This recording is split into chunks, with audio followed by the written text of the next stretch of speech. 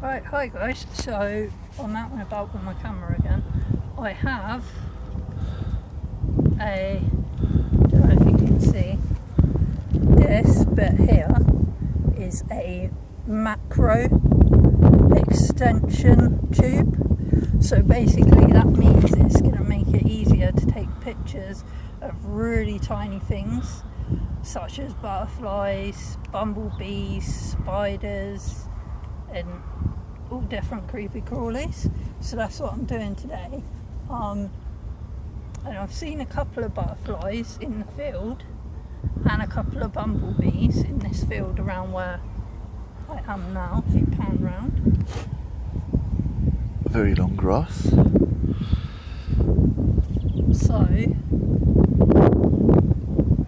I can walk around this field for hours trying to catch pictures of butterflies, or I can make the butterflies come to me, and I will do that by, I think I showed you this box in a previous video, but yeah, I'll show you what's in here. This is a trick I use to attract bugs and stuff. Oh dear. That one's become really pressurised. Don't do it near me then. That's sugar. Sugar water. It's buzzing. Right, turn the knob on it.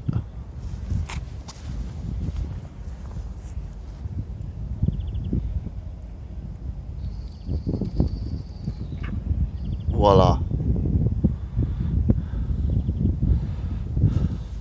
So that's probably because it's really warm today. Yeah, that's fine. So sugar water on me now. So basically this is just water with sugar mixed into it. That one. And then I have maple syrup, water, and just plain old water, and honey. That's gonna explode.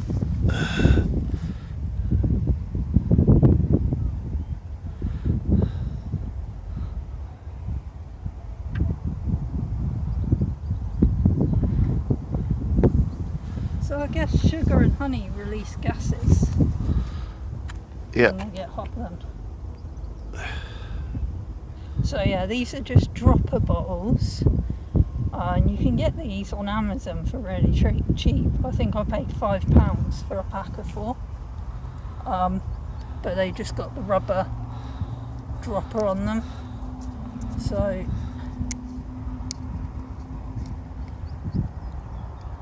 yeah.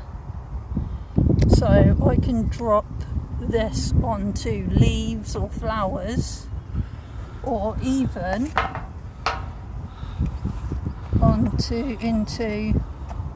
put a little into one of these plastic drinks caps and leave it somewhere, and it should attract bugs to it, because of the sugar, the honey and all that lot, and the water.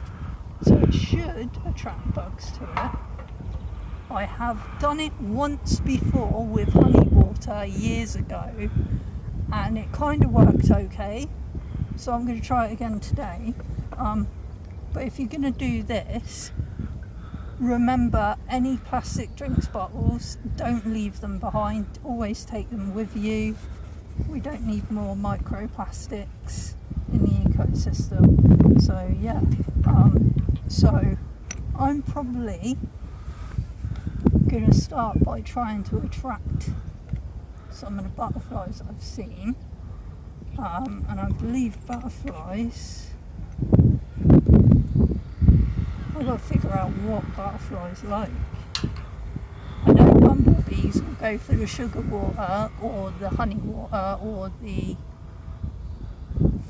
I know, I'm going to go for the maple syrup because that seems the best. So I'm putting them in there for a minute. I'm not going to put that anywhere near my camera equipment if it's going to blow up. So, right, so I'm just going to put a little bit of this.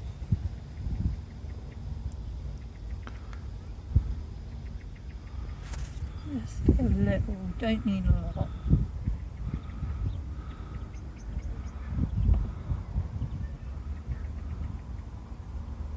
That should be enough. And I'm going to find a spot to put it. I did see a lot of butterflies over there earlier and a couple of bees, so I'm probably going to put it over there on the ground and just sit on the bench here and wait for them to come to me. But I will let you know if this works. It might not work.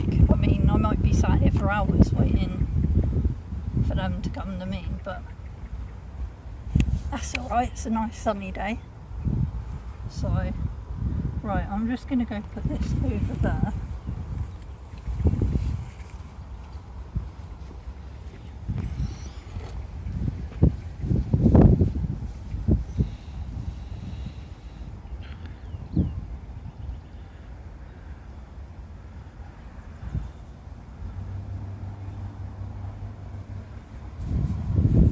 Sat in a little bit of long grass there. I've also got to be careful in the long grass around here because in this area we have adders. Usually they are further that way in the woods, but in the summer, recently in the past few years, spring and summer, they've been like mating like crazy snakes. I was going to say people, but they're not people, they're snakes. But they've been mating like crazy, and there's an overpopulation. And where adders are the only venomous snake in the UK, now a bite, cabbage butterfly, sorry, a bite from one of these adders usually won't do harm to a fully grown adult. Obviously it'll hurt, you might get a bit of swelling and a rash and feel a bit crappy, but usually with a fully grown adult who's fit and healthy, it won't really hurt them, it won't kill them, you know. But with someone like me who has serious heart condition, yeah, it's probably not a good idea for me to get bit. So I don't really want to go trundling through all this long grass just in case there is any adder nests. So I'm going to try and avoid that. So I'll just be staying around near the picnic tables on the edge of the long grass and waiting for some butterflies. Yeah. So I'll let you know if I catch any, and any photos I catch of them I will post up on probably the end of this video. I don't know if I showed you as well actually, I might have shown you in the last video, but I got a new strap. So I'm just going to put this on. This is a wrist hand strap. So obviously because of my disabilities, they affect my hands as well. I get cramps, muscle spasms, and I have messed up nerves in my hands, especially in this hand. I don't know if you can see a nice big burn scar just along there. So yeah, I have really messed up nerves. So sometimes I end up dropping things a lot. And also where I have wrists that dislocate because of the Marfan syndrome, they dislocate very easily. Trying to hold cameras for a long period of time, I have a bit of trouble sometimes with that, and my wrist dislocates, and sometimes I drop things. Also where I'm autistic, if I get overly excited sometimes I happy flap, and if I'm holding stuff I tend to forget sometimes I'm holding stuff and I happy flap and drop it. It gets flung across the room. So yeah, this strap is very handy. As you can see, it goes around my wrist. It's very comfortable as well. And then I slot my hand in here, and then this strap, which is the wrong way round, bear with me, that's meant to be that way. So this straps around your wrist.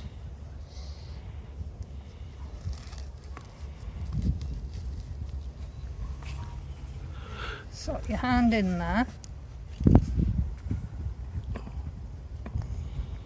and then just clip it in there, and there we go.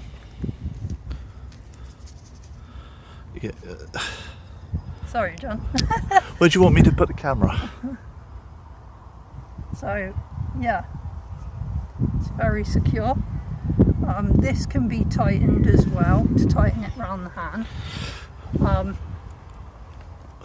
It secures to the bottom of the camera where the tripod socket is, and also secures to the top on the side to the strap bracket.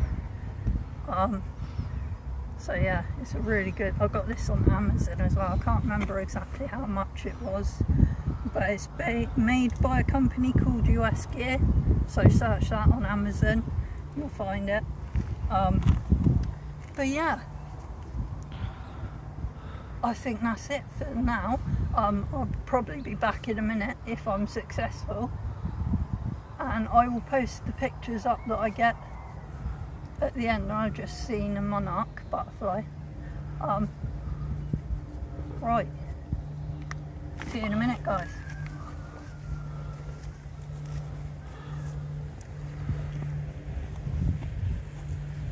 Don't forget to take the lens cap off.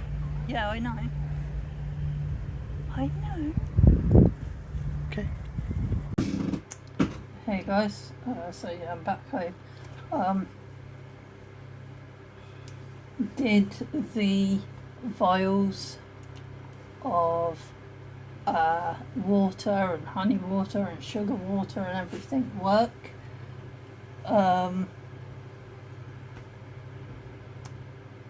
Not this time. My camera's wonky. There we go. Not this time, but it is trial and error. I mean, we did see quite a few butterflies flapping about, and we saw some beetles and bumblebees and stuff, but none of them would stay still long enough, and none of them were attracted to the water and the sugar water and everything. So yeah, I guess it's just trial and error with it. We did bump into another photographer down there, and we were speaking to him for a moment, and he was saying, yeah, it's not a good year for butterflies and stuff. They're just not about, and you know, he reckons it's something to do with the weather and stuff like that. So yeah, so we saw a few butterflies, it's just they don't keep still long enough, and they weren't attracted to my vials of stuff. So yeah, so I guess I'll just retry again, go to a different spot and try again another day.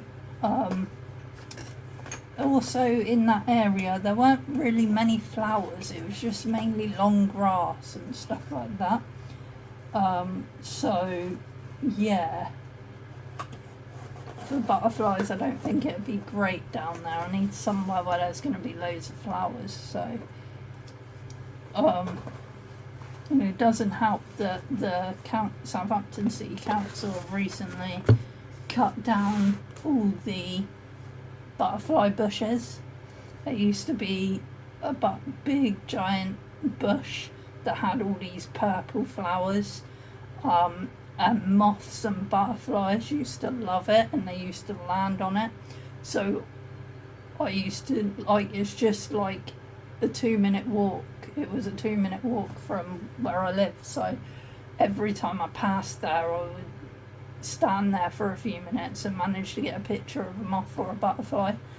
And I believe I have a picture that I took on a smartphone quite a few years ago of that butterfly bush. It's a picture of a moth. If I can find that photo, Future Suki will edit it here on this video. So yeah, and it should be a picture of a black moth with bright pink markings, like almost neon pink markings, and that is called I forget how to pronounce it, a brunt moth. I will write the correct name on under the photo though that Future Suki put up. But yeah, so today didn't get any pictures of moths or butterflies. I think I did get a picture of a bumblebee. I'm not entirely sure. It landed on a mud puddle and it was drinking the water in the mud puddle, and I snapped a few photos of it, and I was trying to get closer, but as I was about to take a photo of it, while I was close up to it, it flew off. So I might have got a photo of it, I'm not entirely sure. If I did get a good photo of it, I'll put it up at the end of this video. But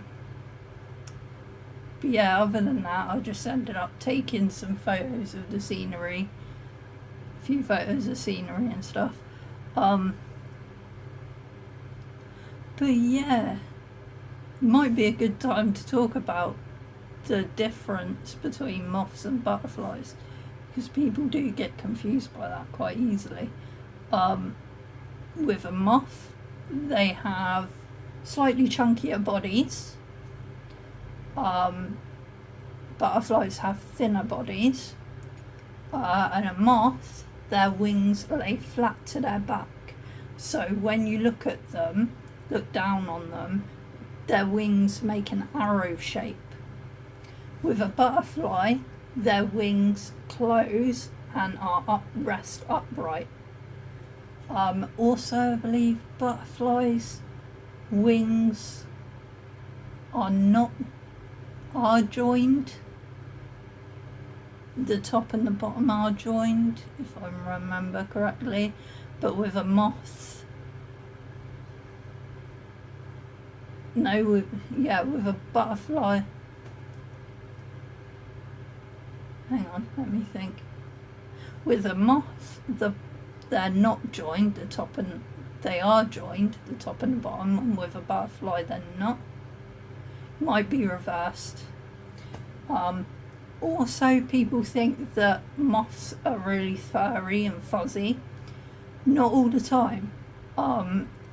As you would have seen from the moth photo Future Suki put up a moment ago, the black and pink moth, it is not fuzzy at all.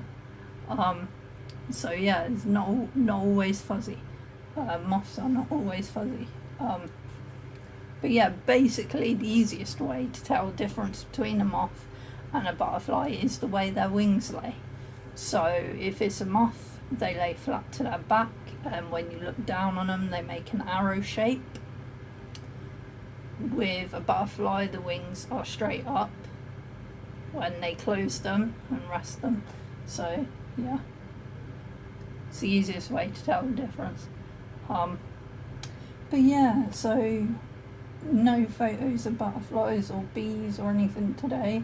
I did, however, find a really good sort of like pond rivery bit, and I went down in close and I could see dragonflies.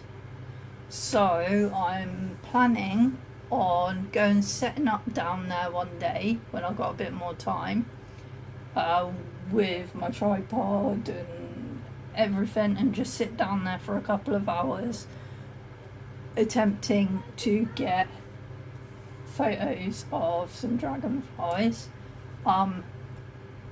This macro tube, extension tube, I've got to get the hang of using it. It's tricky, because you have to be completely still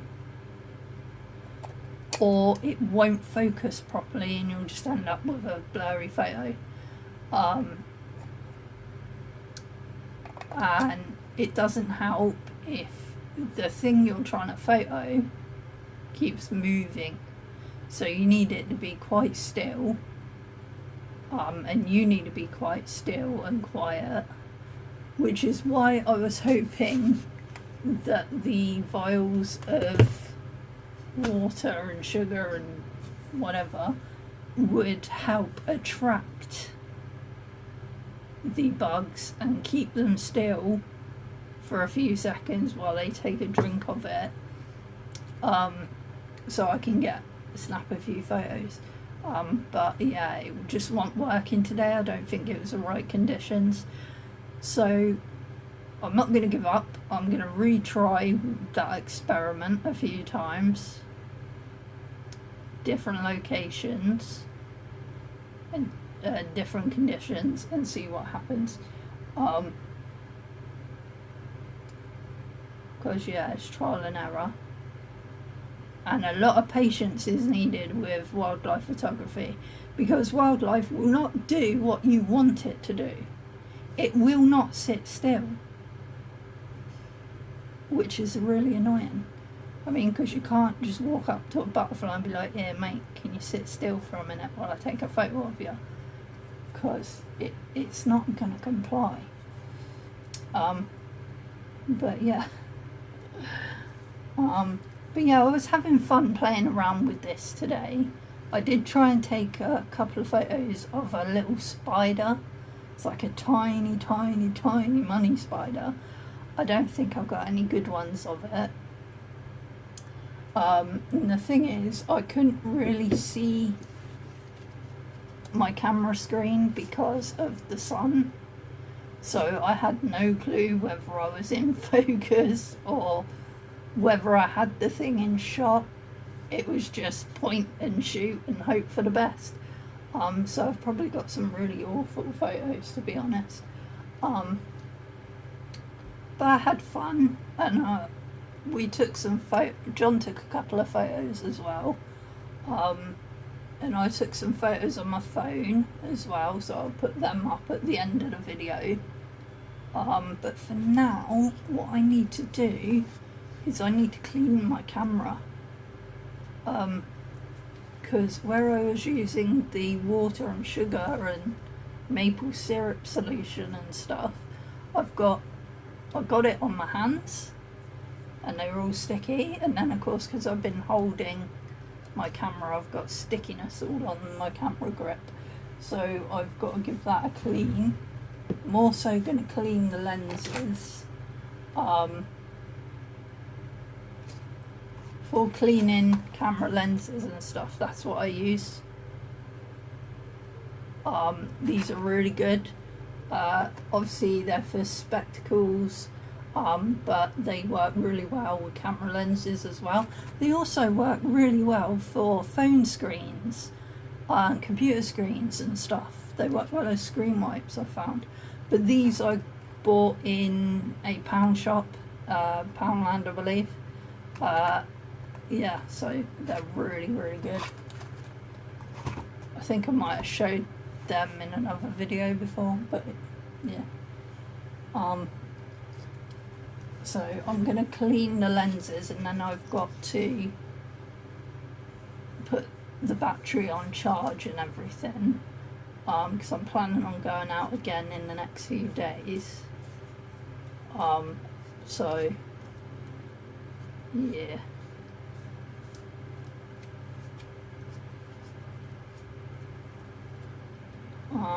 Hopefully I can get better with that macro extension lens. I haven't really had much experience with macro lenses. I've always been interested in macro photography, but never been able to afford a decent camera and a decent set of lenses. So, but now I have. But yeah, we had a good time out. We enjoyed the sunshine. It was really hot and sunny. I got an ice cream, and then we just hung out on the shore by the water for a bit. It was really nice down there. I have been trying to talk John into going to the New Forest so we can have a camera expedition out there.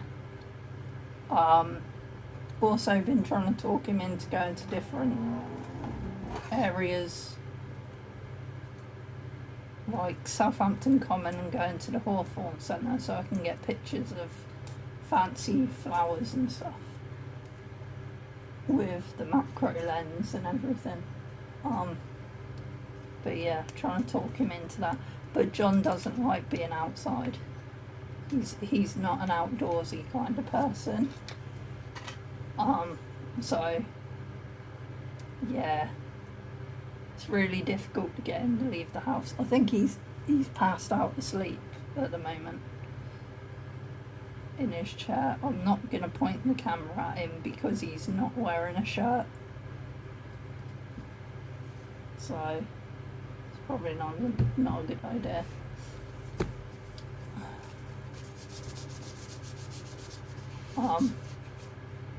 But yeah, hopefully I'll be able to talk him into leaving the house and going out and about and explore for a while to different places. Check my lens is clean. Oh, it's clean. There's just a tiny bit of spider web on it. That's where I was trying to get a close up of that little spider.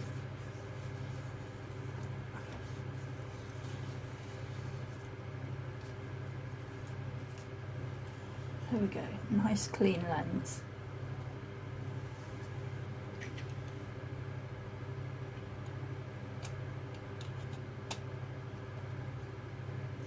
Right, it's not sticky anymore, there we go. So,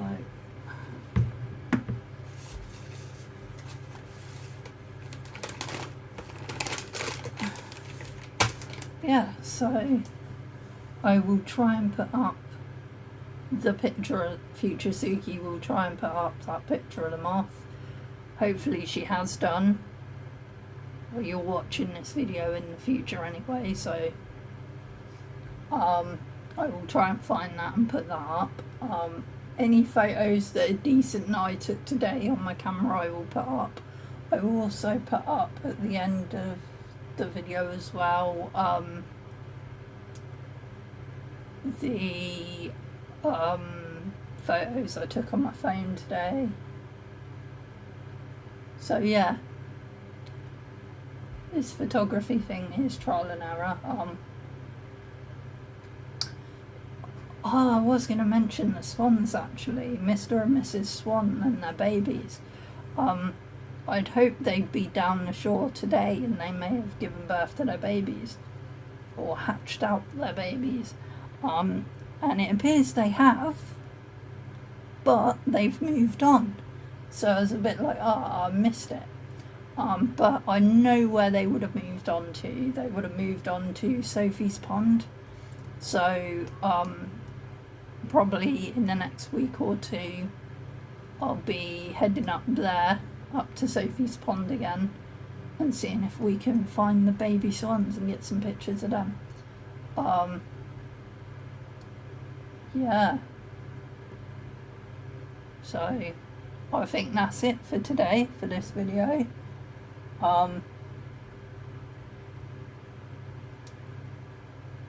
Yeah, and thanks for watching, guys, and I shall see you later. Bye bye.